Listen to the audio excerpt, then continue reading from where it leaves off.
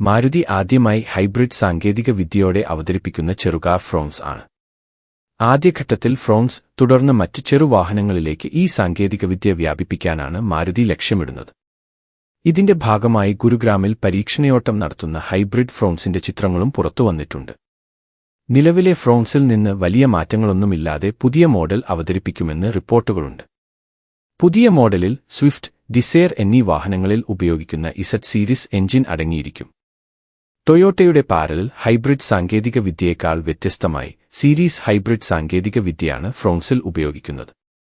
ഇന്ധനക്ഷമത കൂടിയ hybrid engine അവതരിപ്പിച്ച് diesel വിപണിയിൽ നിന്ന് പിൻവാങ്ങലിന്റെ പ്രതിഫലങ്ങൾ ലഘൂകരിക്കാനാണ് മാരുതിയുടെ ശ്രമം.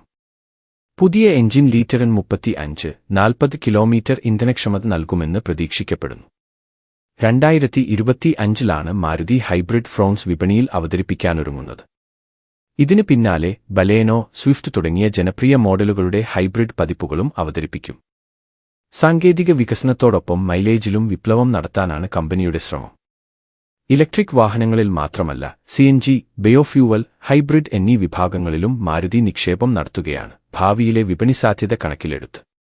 ഗ്രാൻഡ് വിറ്റാര, ഇൻവിക്ടോ മോഡലുകളിലെ ടൊയോട്ടയുടെ ഹൈബ്രിഡ് സാങ്കേതിക വിദ്യയെ ആശ്രയിക്കാതെ പുതിയതും സ്വതന്ത്രവുമായ സാങ്കേതികവിദ്യ വികസിപ്പിക്കുകയാണ് സുസുക്കിയുടെ പദ്ധതികൾ.